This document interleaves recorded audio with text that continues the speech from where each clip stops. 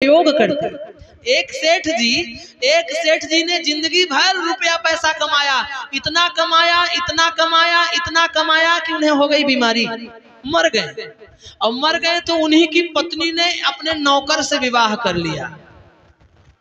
ऊपर गए, सेठ जी ने सोचा हे भगवान, इतनी पूरी जिंदगी मैंने अपने नौकर के लिए कमाया।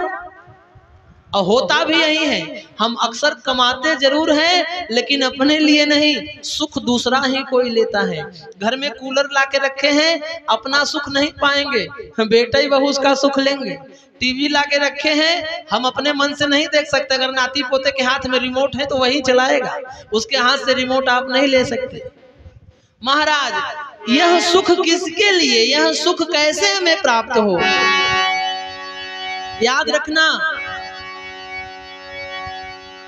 हर स्थान पर अपने अपने धन की उपयोगिता होती है।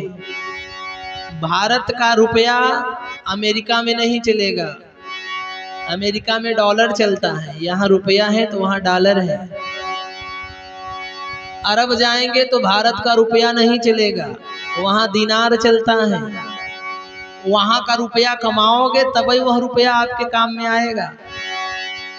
महाराज, आप भारत में जब तक हैं तब तक आपका धन आपके काम में आएगा, लेकिन जब दूसरे देश में जाएंगे तो वहाँ यह धन काम नहीं आएगा। वहाँ सत्कर्म रूपी धन ही काम आएगा, वहाँ परोपकार रूपी ही धन काम आएगा, वहाँ ईमानदारी रूपी ही धन काम आएगा, वहाँ केवल पुण्य का ही धन काम आएगा। तेरे अच्छे कर्म ही भैया संग तेरे जाएंगे, घर वाले और जग वाले बस मरघट तक जाएंगे, तेरी अस्थि तक वो भैया घर में ना लाएंगे। इतना ही इनका रिश्ता नाता, इतना ही साथ निभाना, ये जग है एक मेला, यहाँ से एक दिन सबको जाना। और ये भी मत समझना कि हम यमराज की आंखों में पट्टी बांध लेंगे, जाना सभी को है महाराज। ये मत सोचना कि हम यमराज की आंखों पे पट्टी बांध देंगे, हम यमराज को जो है उनकी आंखों में धूल झोंक के बच जाएंगे। एक घटना भी घटी ऐसी। एक बार यमराज एक आदमी को लेने के लिए पहुंचे। जब आदमी को लेने के लिए पहुंचे तो यमराज से उन्होंने पूछा कि महाराज जी, आप हमारे यहाँ क्यों आ गए हो? यमराज ने कहा, बेटा ये देख, सबसे ऊपर तेरा नाम लिखा है, तेरा समय आ गया है, बस 10-5 मिनट में मैं तुझे लेकर जाऊंगा। तो व्यक्ति ने कहा, महाराज आप हमारे घर में पहली बार आए हैं, कुछ चाय नाश्ता कर लीजिए तब हम आपके साथ चलेंगे। भैया, उसने यमराज जी के लिए मदिरा बुलवाया और मदिरा में डाल दी भांग। एक तो शराब, ऊपर से भांग, एक तो सांप ने काटा ही काटा है, ऊपर से बिच्छू और डंक मार दे। तो भैया यमराज ने जब भांग वाली मदिरा का पान किया, सोमरस का पान किया और यमराज जी हो गए आनंद में। तो इस आदमी ने क्या किया मालूम है? ऊपर से अपना नाम काट के एकदम नीचे, सबसे आखिरी वाले पन्ने में एकदम नीचे लिख दिया कि हमारा अब समय बहुत दिन बाद आएगा। और 2-4 घंटे बाद जब यमराज जी को होश आया तो यमराज ने कहा, वाह बेटे वाह, इतना बढ़िया सोमरस का पान कराया, हम तुझसे बहुत प्रसन्न हैं। अब ऊपर की पहली लाइन से छोड़कर आखिरी से शुरुआत करेंगे, अंत में जिसका नाम है उसी को ले जाएंगे, तुझे तो छोड़ दे रहे हैं, अब तेरा तो बाद में आएगा। अब बाद में आएगा कि कब आएगा? उसने तो कान पकड़ा, बोला हे भगवान ये क्या हो गया? तो यमराज की आंखों में हम धूल नहीं झोंक सकते। जब समय आनी है तब हमको यहाँ से जानी है, जब आएगा बुलावा तो हमको तो जाना ही पड़ेगा महाराज। इसीलिए तो किसी ने कहा है,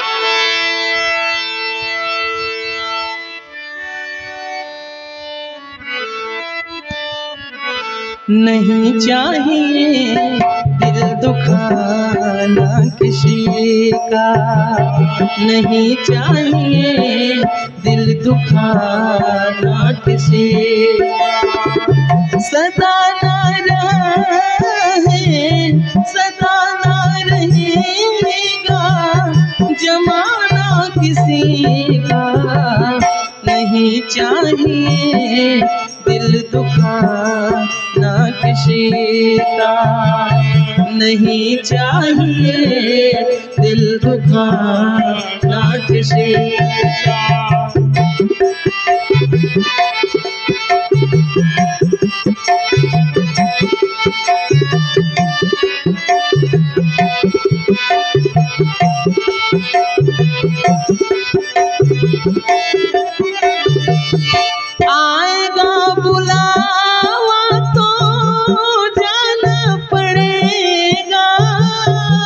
सर तुझको आखिर में झुकाना पड़ेगा।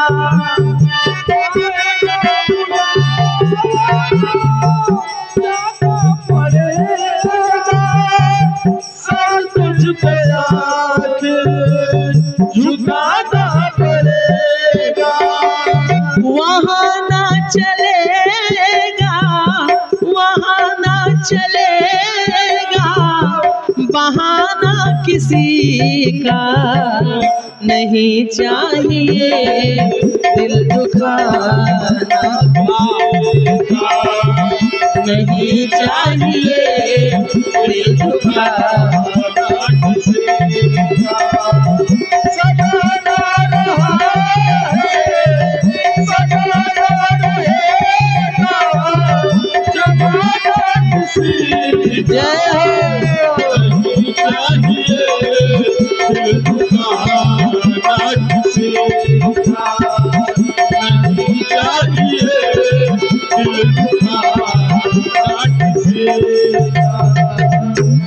महाराज, हमें अपने वाणी के द्वारा किसी का अपमान नहीं करना चाहिए, अपने नजरों के द्वारा हमें किसी की बुराई नहीं देखनी चाहिए, अपने कानों के द्वारा हमें किसी की निंदा सुननी नहीं चाहिए। आप जानते हो, अगर हम पीठ पीछे छिपकर किसी की निंदा करते हैं, पीठ पीछे अगर हम छिपकर किसी की निंदा सुनते हैं, तो मरने के बाद क्या बनते हैं?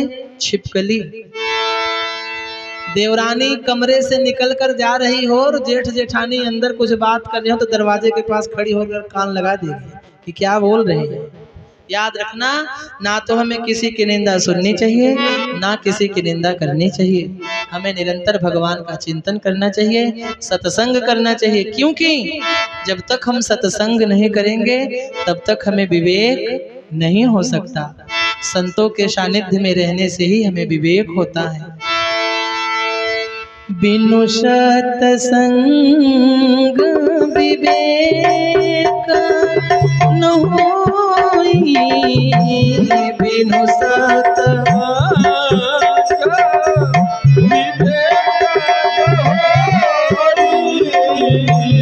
बिनु सत्संग विवेक न होई, बिनु सत्संग विवेक न होई।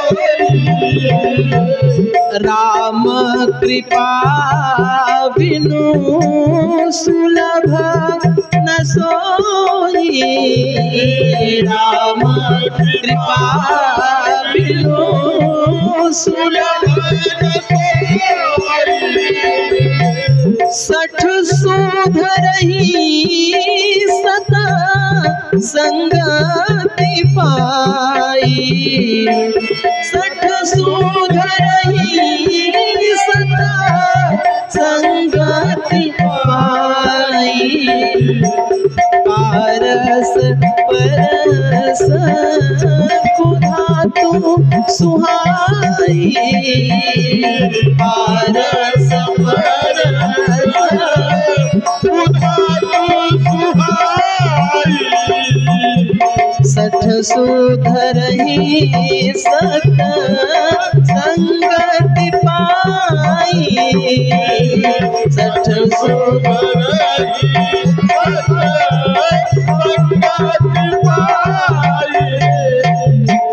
बिनु सत्संग विवेक न होई। मनुष्य को विवेक तब तक नहीं होता जब तक वह सत्संग नहीं करता। इसीलिए हमें दो चीजों की जरूरत है, एक विद्यालय की जरूरत है, दूसरा देवालय की जरूरत है। विद्यालय में आपके बच्चे को शिक्षा दी जाएगी लेकिन संस्कार नहीं दिया जाएगा। विद्यालय में आपके बच्चे को ज्ञान दिया जाएगा लेकिन संस्कार नहीं दिया जाएगा। संस्कार तो सत्संग से ही प्राप्त होता है।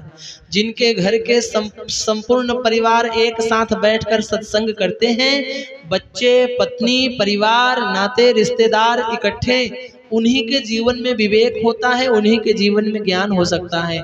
और जहाँ संस्कार नहीं है, जहाँ सत्संग नहीं है, महाराज वह जीवन व्यर्थ है, निरर्थक है और बेकार है। इसीलिए जीवन में संस्कार का होना अति आवश्यक है। हमें बोलने का संस्कार होना चाहिए, चलने का संस्कार होना चाहिए, उठने का संस्कार होना चाहिए, बैठने का संस्कार होना चाहिए। कहाँ उठना चाहिए, कब बैठना चाहिए, कब जाना चाहिए, कब आना चाहिए, कब बोलना चाहिए, कैसे बैठना चाहिए, इन सभी का ज्ञान हमें होना चाहिए महाराज। पढ़ लिख कर हम बन गए बहुत बड़े डॉक्टर और मरीज से बात करने का ढंग नहीं है, काहे की शिक्षा।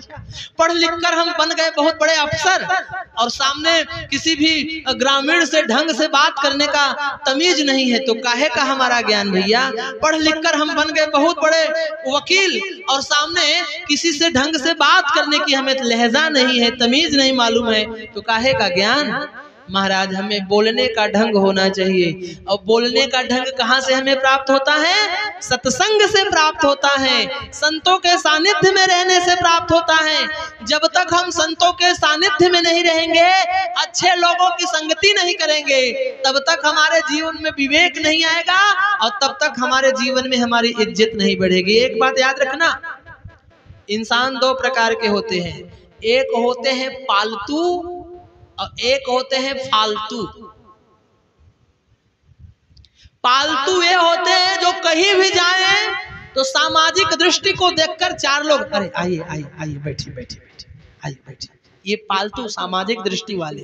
और फालतू ये होते हैं जो जहां कहीं बैठे रहेंगे, उठ उधर बैठ, उठ चल उधर बैठ, और वे फालतू जगह पर बैठते भी हैं, अच्छी जगह बैठ भी नहीं पाते।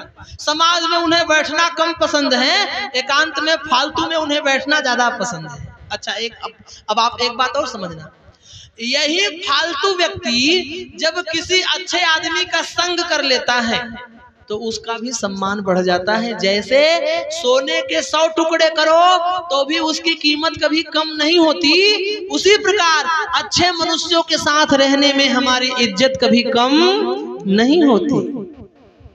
किसी भी लोहे को अगर आप अकेले नदी में फेंक दो तो वो डूब जाएगा क्योंकि फालतू है, लेकिन उसी लोहे को किसी लकड़ी में लगा के पालतू बना दिया जाए तो ना लकड़ी डूबेगी ना लोहे को डूबने देगी, लकड़ी भी पार हो जाएगी, लोहा भी पार हो जाएगा।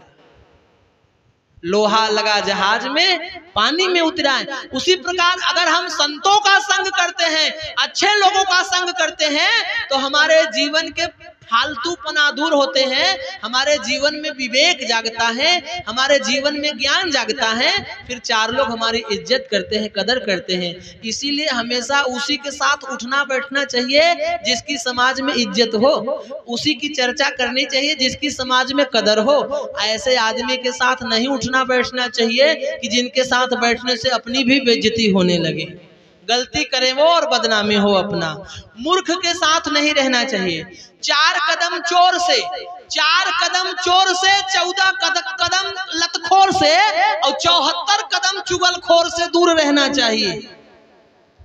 4 कदम चोर से, 14 कदम चुगलखोर से और 74 कदम लतखोर से जितनी दूरी बनाए रहेंगे उतना आप फायदे में रहेंगे महाराज। और इनसे जितने नजदीक रहेंगे समाज में उतनी ही हंसी होगी। इसीलिए रामचरितमानस कहता है कि जब तक सत्संग नहीं करेंगे तब तक हमें उठने बैठने का विवेक नहीं होगा, उठने बैठने का, बोलने चलने का ज्ञान नहीं होगा।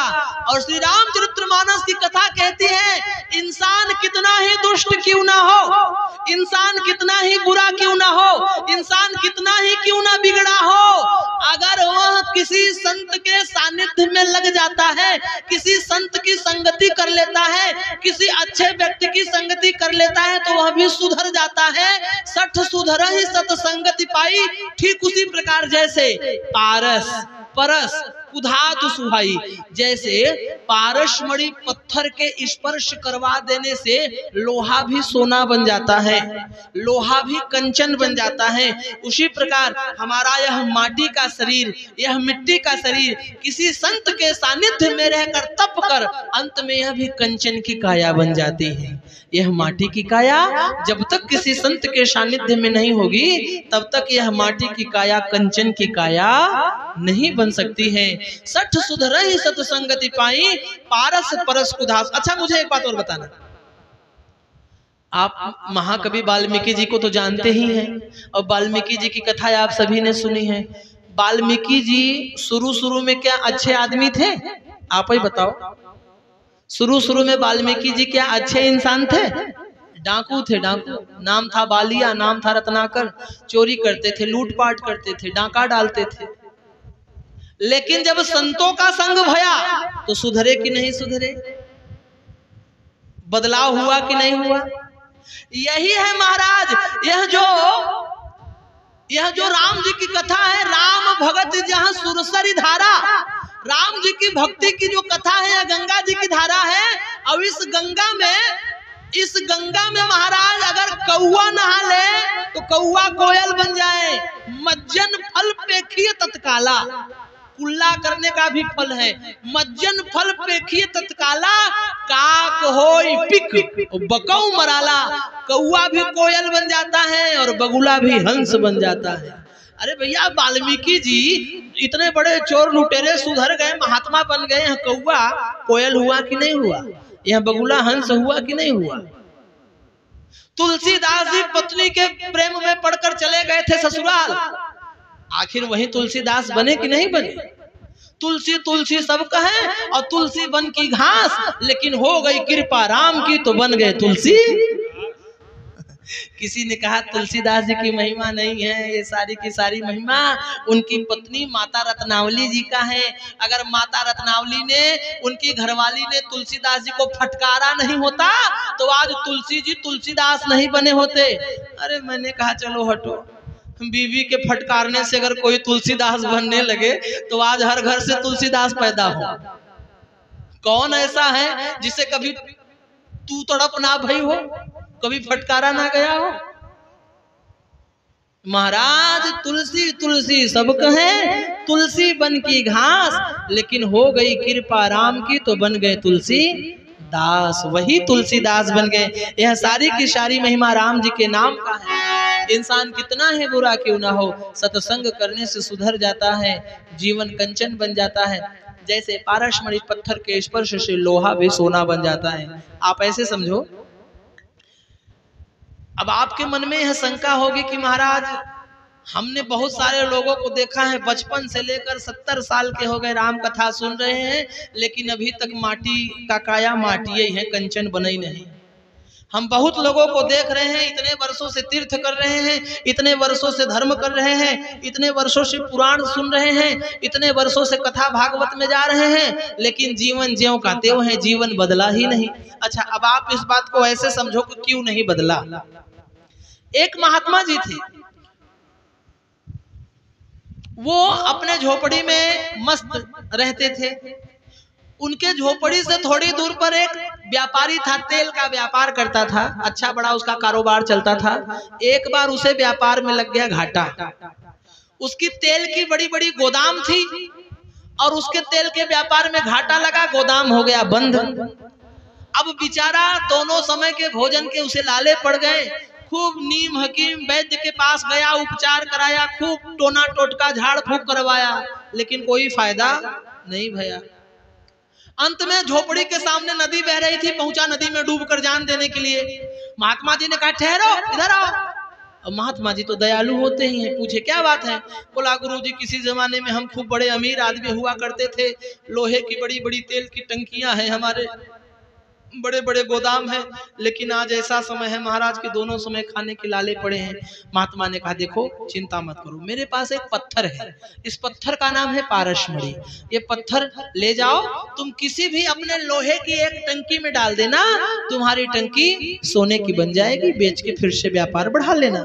वो बड़ा खुश हुआ और पारसमणि पत्थर लेकर दौड़ा दौड़ा आया भैया, और गोदाम में 6 महीने से ताले बंद थे। पत्थर मारकर ताला तोड़ा और सामने ही एक लोहे की टंकी थी। खड़ा होकर वही पारसमणि का पत्थर लोहे के टंकी के अंदर डाला, लेकिन टंकी ज्यों की त्यों रही, सोना नहीं बनी। अब उसे बड़ा क्रोध आया कि दुनिया वाले तो ठग ही रहे हैं, ये साधु संत भी ठगने लगे। लाठी उठाई जो दौड़ा झोपड़ी नदी के किनारे महात्मा जी के पीछे। महात्मा जी ने कहा हाँ हाँ हाँ हाँ क्यों? बोले फालतू पत्थर देकर पारसमणि बता दिया। महात्मा ने कहा नहीं नहीं नहीं, पारसमणि असली पत्थर है, वह अपना काम करेगी, चलो मुझे दिखाओ। महात्मा जी उसके साथ गोदाम में आए, बोला इसी टंकी में डाला है। महात्मा जी ने कहा निशेनी लाओ, अंदर झांके अंदर है कि नहीं है। तो निशानी पर चढ़कर देखते हैं तो क्या देखते हैं, टंकी के अंदर मकड़ी के जाले लगे हैं और वह पारसमणि का पत्थर उसी जाले पर पड़ा झूल रहा है, टंकी से स्पर्श नहीं है। तो जब टंकी से स्पर्श नहीं होगा तो वह टंकी लोहा कैसे बन, सोना कैसे बन सकती है। अब आप मुझे बताना, वह लोहे की टंकी कोई और नहीं, हमारा यह शरीर ही वह लोहे की टंकी है। और हम बार बार जहीं कान में आ रहा है वही कथा सुनने जा रहे हैं। कहीं नर्मदा जी की परिक्रमा करने गए हैं, कहीं पुराण सुनने गए हैं, कहीं महाकाल गए हैं, कहीं कहूँ गए हैं, कहीं कहूँ गए हैं, कहीं कहूँ गए हैं, लेकिन यह जीवन शुद्ध नहीं हो रहा है। यह जीवन समस्या से भरा पड़ा है। इस जीवन के समस्या का निदान नहीं हो पा रहा है। कारण यही है, हम जा जरूर रहे हैं, हमारे भी टंकी के अंदर जाले लग गए हैं, काम के जाले, ईर्ष्या के जाले, घमंड के जाले, जलन के जाले, द्वेष के जाले, अभिमान के जाले। और जब तक इन जालों को साफ नहीं किया जाएगा, हम कितना प्रयास कर ले, यह मिट्टी की काया मिट्टी ही रहेगी महाराज, सोना नहीं बन सकती। तो गोस्वामी तुलसीदास जी सभी को प्रणाम कर रहे हैं, साधुओं को प्रणाम किए हैं, संतों को प्रणाम किए हैं, असंतों को भी प्रणाम किए हैं, सबको प्रणाम किया है। जब दशरथ जी के परिवार में आए हैं तो दशरथ जी के परिवार को बाद में प्रणाम किया है। पहले महाराज जनक जी को प्रणाम किया है, फिर महारानी सुनैना को प्रणाम किया है, फिर जनक सुता जग जननी जानकी उनको प्रणाम किया है, अतिशय प्रिय करुणा निधान की। उसके बाद अयोध्या में आए हैं तो अयोध्या में सर्वप्रथम महाराज तुलसीदास जी ने अयोध्या को प्रणाम किया है, बंदौ अवधपुरी अति पावन। उसके बाद महाराज दशरथ को नहीं, महारानी कौशल्या जी को प्रणाम किया है। बाद में बंदौ अवध भुआल, बाद में महाराज दशरथ जी को प्रणाम किया है। अब चारों भाइयों की बारी आई तो ज्येष्ठ राम जी हैं, शुरुआत राम जी से करना चाहिए, लेकिन ना राम जी को प्रणाम नहीं किया। फिर किसको प्रणाम किया? सबसे पहले बाबा तुलसीदास जी ने महाराज भरत को प्रणाम किया है, बंदौ प्रथम भरत कै चरना। भरत जी को प्रणाम किया है, बाद में लक्ष्मण जी को प्रणाम किया है, बाद में शत्रुघ्न जी को प्रणाम किया है और अंत में उन्होंने भगवान राम को प्रणाम किया है। तुलसीदास जी प्रणाम करने में इतने कुशल हैं कि वो किसी को छोड़ नहीं रहे हैं, सभी को प्रणाम करते चले जा रहे हैं। और महाराज सचमुच में यह प्रणाम करने की जो विधा है, प्रणाम करने की जो विद्या है, यह हमें आना चाहिए। बचपन में माँ को प्रणाम करना चाहिए, जवानी में महात्मा को प्रणाम करना चाहिए, बुढ़ापे में परमात्मा को प्रणाम करना चाहिए। जो बचपन में माँ को प्रणाम करते हैं, माँ उनकी बचपना संवार देती हैं। जो जवानी में महात्मा को प्रणाम करते हैं, महात्मा उनकी जवानी संवार देते हैं। और जो बुढ़ापे में परमात्मा को प्रणाम करते हैं, परमात्मा उनका बुढ़ापा संवार देता है। और बचपन में जो माँ को प्रणाम नहीं करता, कहूँ बचपन में जो माँ को प्रणाम नहीं करता, जवानी में उसे अपने पत्नी के पांव छूने पड़ते हैं। इसीलिए बचपन में माँ को प्रणाम कर लो तो युवा अवस्था में पत्नी के पांव छूने से बच जाएंगे। हम भी नरक में जाने से बच जाएंगे, वो भी नरक में जाने से बच जाएंगे। इसीलिए हमें प्रणाम करना आना चाहिए। जो अपनी माँ को प्रणाम करता है वो कभी ममत्वहीन नहीं होता, जो पिता को प्रणाम करता है वो कभी धनहीन नहीं होता, जो बड़े भाई को प्रणाम करता है वो कभी बलहीन नहीं होता, जो अपने गुरु को प्रणाम करता है वो कभी बुद्धिहीन नहीं होता, और जो अपनी बड़ी बहन को प्रणाम करता है वो कभी चरित्रहीन नहीं होता। हमें प्रणाम करना आना चाहिए। एक प्रणाम भयंकर परिणाम को बदल देता है, एक छोटा सा प्रणाम भयंकर परिणाम को बदल देता है। साहब, महाभारत की कथा, युद्ध चल रहा है पांडवों का और कौरवों का। उसी युद्ध के दरमियान कौरवों की तरफ से भीष्म पितामह सेनापति बने हैं। एक दिन दुर्योधन ने भीष्म पितामह से कहा कि आप खाते हमारा हो, लड़ हमारी तरफ से रहे हो, लेकिन साथ पांडवों का दे रहे हो। अरे अगर आप अपने हाथ में धनुष और बाण उठा ही लो तो अर्जुन की आपके सामने क्या औकात है। आपने जब श्री कृष्ण को शस्त्र उठवा दिया तो क्या अर्जुन का वध करने में आपको कोई देर लगनी चाहिए? लेकिन आप राष्ट्रद्रोह कर रहे हो, आप देशद्रोह कर रहे हो, खाते हमारे हो, लड़ हमारी तरफ से रहे हो, साथ उनका दे रहे हो। पितामह ने कहा ये तो झूठा हम पर कलंक लगा रहा है। तो भीष्म पितामह ने प्रतिज्ञा किया कि बेटा कल शाम होते होते मैं 5 पांडवों का वध कर दूंगा। यह बात द्रौपदी के कानों में गई। द्रौपदी घबराई, दौड़ी दौड़ी भगवान कृष्ण के पास गई, बोली कृष्णा बड़ी समस्या आ गई है।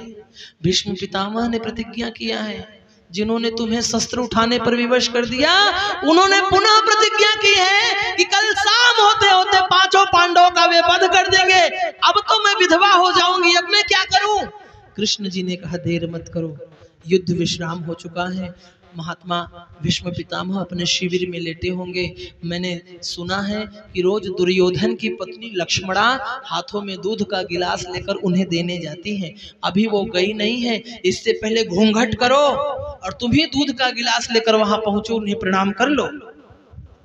द्रौपदी ने घूंघट किया, हाथों में दूध का गिलास लिया, पहुंची है और भीष्म पितामह को चरण छूकर प्रणाम किया है। लेटे लेटे भीष्म पितामह ने कहा है अखंड सौभाग्यवती भव।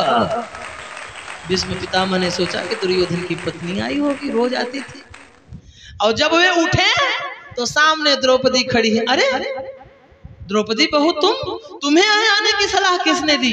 जरूर ये काम छलिया केशव का ही हो सकता है। और तब तक भगवान कृष्ण मुस्कुराते हुए शिविर में पहुंचे। कृष्ण जी ने कहा महाराज अभी आपने युद्ध क्षेत्र में घोषणा किया था, प्रतिज्ञा किया था कि कल शाम होते होते 5 पांडवों का वध करेंगे, और अभी अभी आपने मेरे ही सामने उसी द्रौपदी को अखंड सौभाग्यवती भव होने का वरदान दिया है। अब वो निभाएंगे कि ये? भीष्म पितामह ने कहा महाराज आपने तो मुझे नरक में जाने से बचा लिया। मैंने तो दुर्योधन के सामने भूल बस प्रतिज्ञा की थी, लेकिन सच में मैं कल ऐसा ही करता। लेकिन आज द्रौपदी के एक प्रणाम ने बहुत बड़े भयंकर परिणाम को बदल दिया है। तो एक छोटा सा प्रणाम बहुत बड़े भयंकर परिणाम को बदल देता है। इसीलिए महाराज हमें प्रणाम करना आना चाहिए। दरवाजे पर कोई संत दिखे, महात्मा दिखे, साधु दिखे, बड़ा दिखे, उच्च दिखे, पूज्य दिखे तो जरूर उसे प्रणाम करो। मेरे भगवान तुम्हें हम प्रणाम करते हैं।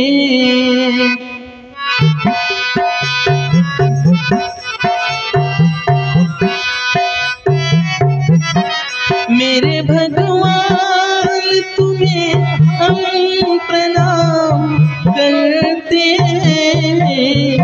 ऐ प्रभु हम तो सिर्फ तेरा ध्यान धरते हैं।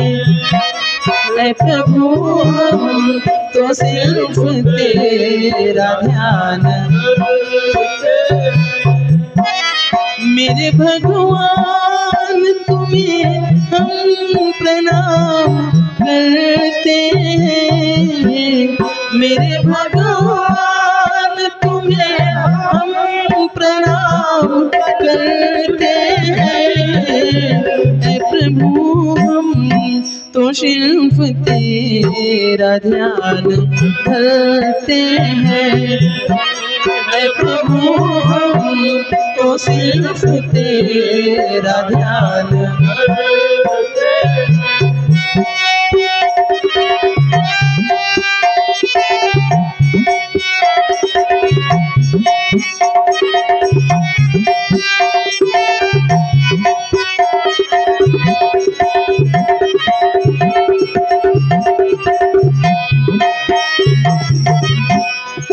तेरे द्वारे हम जिए जाते, तू ही आँखों में बस समाया है। तू ही मालिक अब दया कर दे। तेरे द्वारे हम तो आए हैं। तेरे द्वारे हम तो आए हैं, आके दरबार में तेरे गुण का गान करते हैं, आके दरबार में तेरे गुण का गान करते हैं।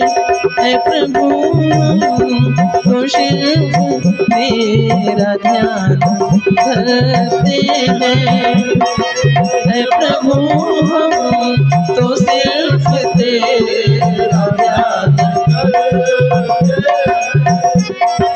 मेरे भगवान तुम्हें हम प्रणाम करते हैं, मेरे भगवान तुम्हें हम प्रणाम करते हैं। ऐ प्रभु हम तो सिर्फ तेरा ध्यान करते हैं, ऐ प्रभु हम तो सिर्फ तेरा ध्यान करते हैं, ऐ प्रभु हम तो सिर्फ तेरा ध्यान करते हैं। बोलिए श्यावर रामचंद्र भगवान की।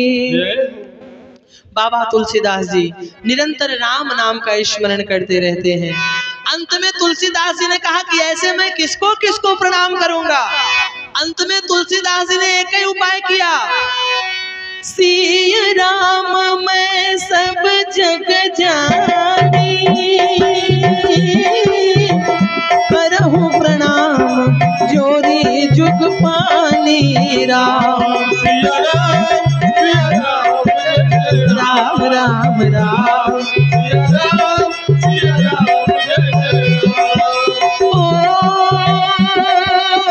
सिया राम मैं सब जग जानी, करहूं प्रणाम जोरी जुग पानी।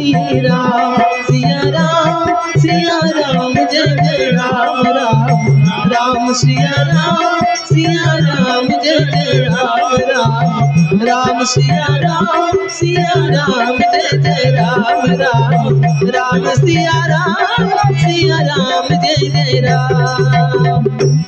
अंत में तुलसीदास जी ने सभी को सिया राम मैं सब जग जानी, सभी को सीताराम समझकर पूरे संसार को प्रणाम किया है।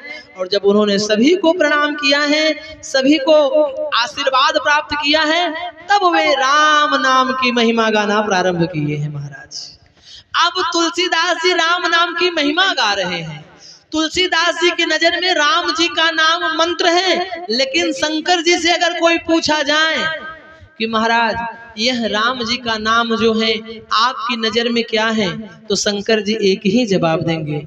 शंकर जी कहेंगे भैया यह राम जी का नाम केवल मंत्र ही नहीं है, यह राम जी का नाम महामंत्र है। क्या है? महामंत्र। महामंत्र जोई जपत महेशू, काशी मुकुति है तुपदेशु। महाराज शंकर जी के हृदय में राम जी के नाम की बड़ी महिमा है। भगवान राम इस नाम, भगवान शंकर जी इस नाम को केवल मंत्र ही नहीं महामंत्र मानते हैं महाराज। एक बात आप ध्यान देना,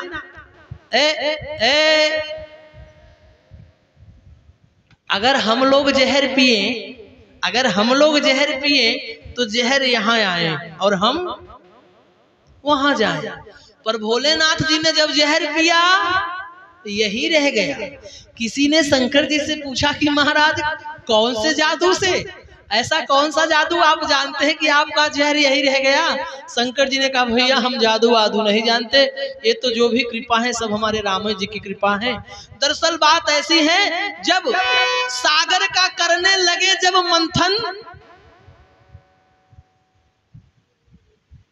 सागर का करने लगे जब मंथन, तो सबसे पहले जहर निकला था कालकूट नाम का।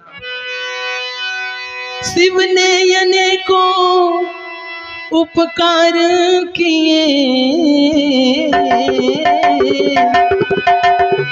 शिव ने हलाहल पिया जग के लिए, हम सबके लिए। शिव ने हलाहल पिया जग के लिए, हम सबके लिए। शिव ने अनेकों उपकार किए, शिव ने हलाहल पिया जग के लिए, हम सबके लिए। शिव ने हलाहल पिया जग के लिए, हम सबके लिए। तो जब जहर निकला तो जहर से सारा संसार जलने लगा। अब देवता लोग घबराए। किसी ने देवताओं से कहा कि समुद्र मंथन की सलाह तुम्हें किसने दी? देवताओं ने कहा शंकर जी ने दी थी कि समुद्र को मंथन कर लिया जाए, 14 रत्न है, निकल जाएगा तो आनंद से बीतेगा। तो बोले अब ये जहर कौन पिए? कहे तो शंकर जी से पिएंगे, सलाह तो दे दिया कि समुद्र मंथन कर लो, और अब ये समस्या से निपटारा क्या करवाएंगे? देवता बोले चलो एक बार पूछ के देखें। तो जहर लेकर लोग भोलेनाथ के पास पहुंचे। बोले भोले बाबा क्या है? महाराज अब आप ये जहर पी लो। शंकर जी ने कहा भैया हम क्यों, आप लोग क्यों नहीं, आप लोग पी लो। देवता बोले महाराज हम बाल परिवार वाले हैं, वो आपके आगे पीछे कोई नहीं, अगर कछु हो भी जाएगा तो आपके नाम का एक मंदिर बनवाएंगे और सिहोर वाले महाराज जी को बुलवाएंगे, शिव महापुराण चलेगी, भंडारा आखिरी दिन होगा 16। शंकर जी ने कहा वाह, अमृत निकले तो तुम और जहर निकले तो हम।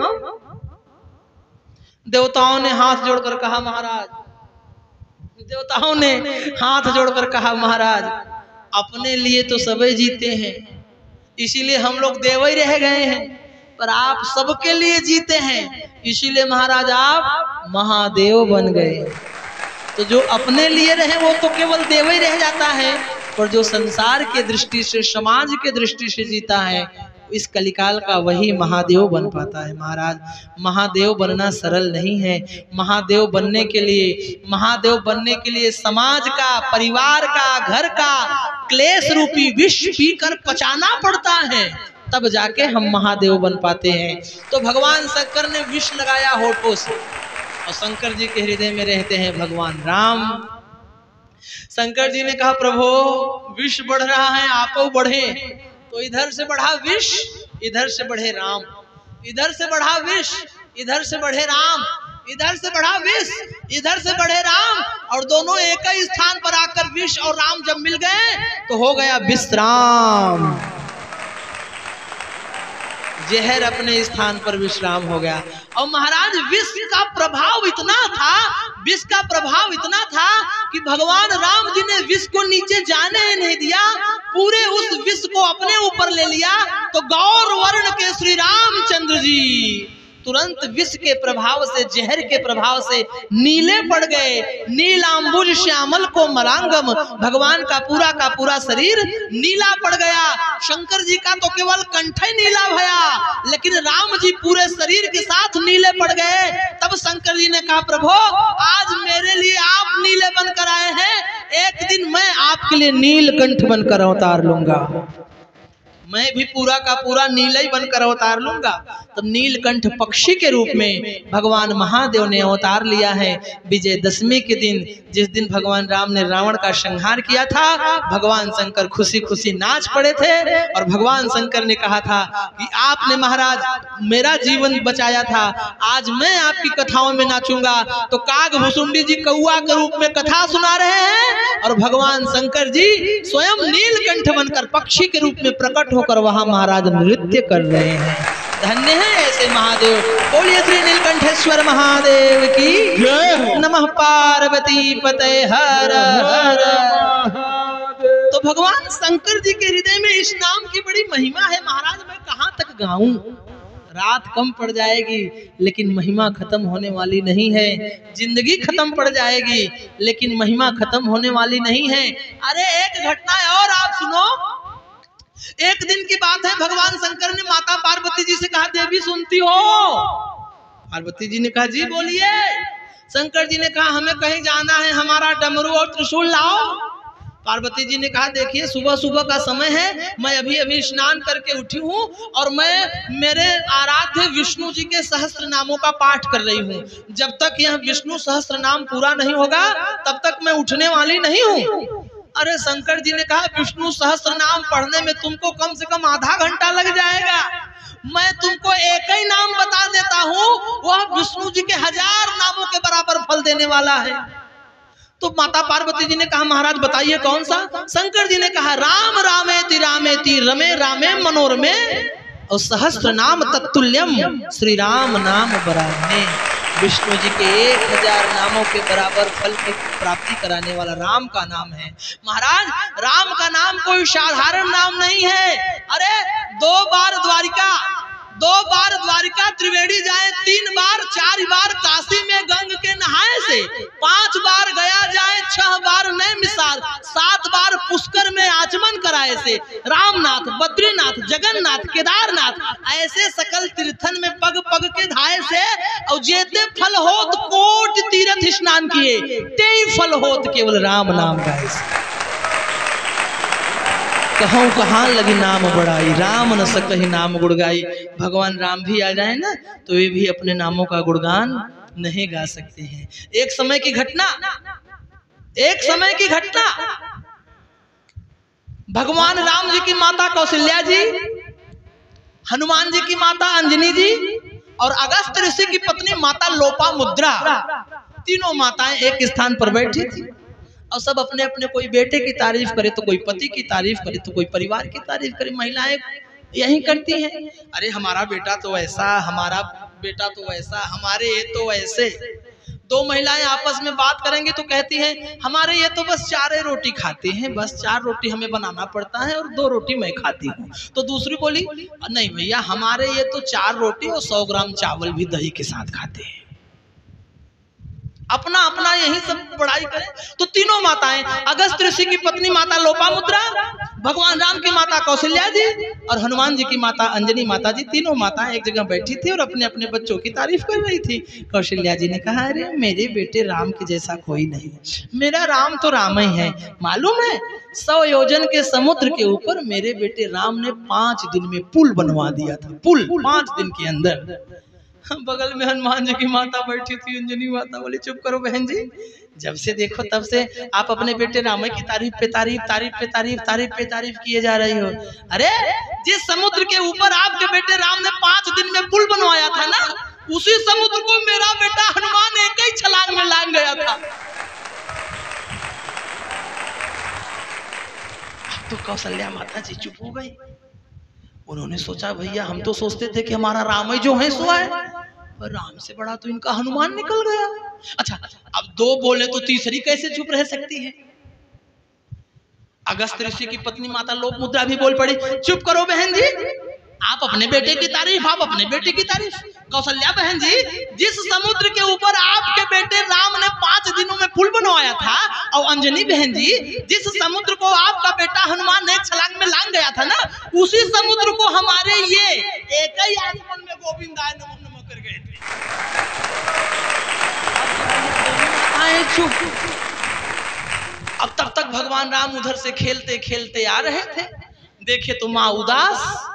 माँ ने राम जी ने पूछा, माँ उदासी का कारण? बेटा मैं तो समझती थी कि तू ही सर्वश्रेष्ठ है, पर तुझसे बड़े इनके हनुमान और तुम दोनों से बढ़कर इनके अगस्त जी हो गए। राम जी ने कहा, मैया जरा दोनों को बुलवाना। हनुमान जी भी आए, अगस्त ऋषि भी आए।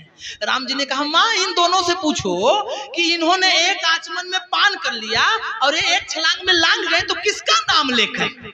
अब दोनों हाथ जोड़कर सर झुका के बोले, महाराज सो सब तब प्रताप रघुराई, नाथ न कछु मोर प्रभुताई। आप ही का नाम लेकर मैं एक छलांग में लांग गया था और आप ही का नाम लेकर महाराज मैंने एक आचमन में पचा लिया था। यह सब आपके नाम की महिमा है, यह सब राम के नाम की महिमा है। मैं कहाँ तक इस नाम की महिमा गाऊं? रात कम पड़ जाएगी महाराज, लेकिन महिमा का गुणगान गाना कठिन हो जाएगा। कहूँ कहाँ लगी नाम बढ़ाई, राम न सकहि नाम गुण गाई। इसीलिए जीवन के उद्धार के लिए, जीवन में शांति के लिए, जीवन की सांस्कृतिक के लिए, जीवन को आगे ले जाने के लिए, जीवन में संस्कार भरने के लिए हमें अवश्य राम से जुड़ना चाहिए। राम से जुड़े रहेंगे तो जीवन धन्य रहेगा। आराम चाहता है तो एक काम कर, आ राम के शरण में और राम राम कर महाराज।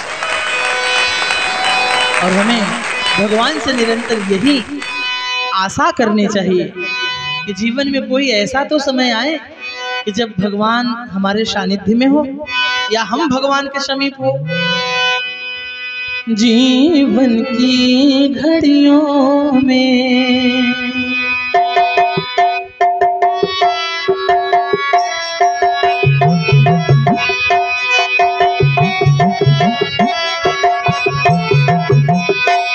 जीवन की घड़ियों में कोई ऐसा भी दिन आए, जीवन की घड़ियों में कोई ऐसा भी दिन आए, मेरा राम निकट आए, मेरे राम निकट आए, मेरे राम निकट आए, मेरे राम निकट आए, मेरे मन के भाव बस तुम ही समझते हो, ये मन में न रह जाए, मन सोच के घबराए।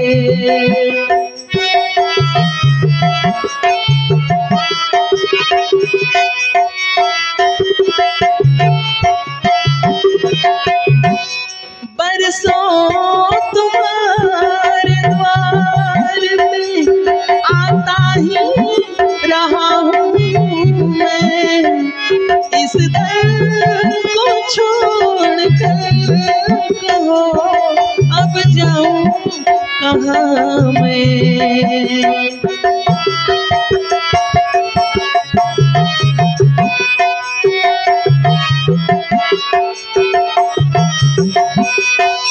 बरसों तुम्हारे द्वार पे आता ही रहा हूँ मैं, इस दर को छोड़ कर कहो अब जाऊँ कहाँ मैं। एक बार जो मिल जाओ तड़पन मेरी मिट जाए, एक बार जो मिल जाओ तड़पन मेरी मिट जाए, मेरे बाबा निकट आए, रघुनंदन निकट आए, मेरे बाबा निकट आए, रघुनंदन निकट आए।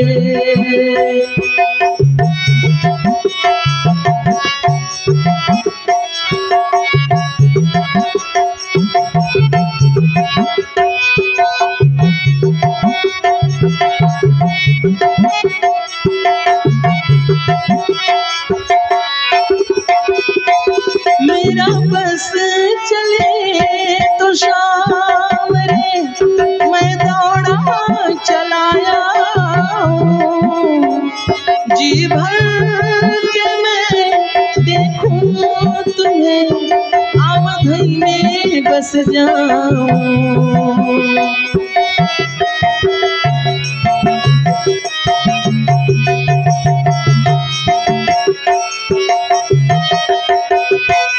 मेरा बस चले तो राम जी मैं दौड़ा चलाया हूँ, जी भर के मैं देखूं तुम्हें अयोध्या में बस जाऊं। मेरे राम बगीचे का ये ये फूल न मुरझाए मेरे राम बगीचे का, ये फूल न मुरझाए मेरे बाबा निकट आए, मेरे बाबा निकट आए, मेरे बाबा निकट आए, मेरे बाबा निकट आए, मेरे बाबा निकट आए, मेरे बाबा निकट आए। बोलिए श्यावर रामचंद्र भगवान की जय हो।